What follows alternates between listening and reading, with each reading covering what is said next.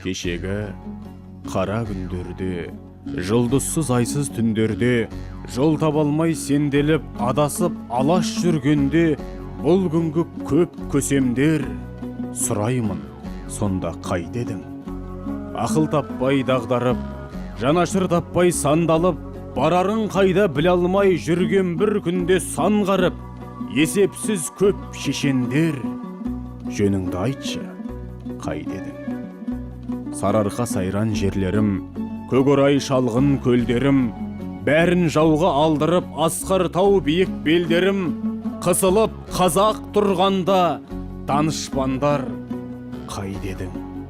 Атадан бала айрылып, қанаты сынып қайрылып, қасірет толып жүрекке тұрған бір кезде қайғырып, толып жатқан қамқорлар, елде жоқ едің, қайда едің?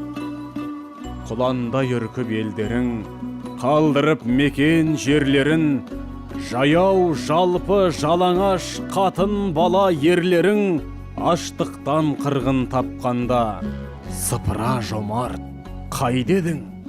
Кедейдің сорын қайнатып, майданға жасын айдатып, тіл жоқ, көз жоқ, басшы жоқ, өлімге басын байлатып, жіберерде жаным-ау, жанашыр жақын, қайда едің? Енді бүгін кім жаман? Данышпан емес, кім надан? Қамқор емес, кім жауыз? Жомарт емес, кім сараң?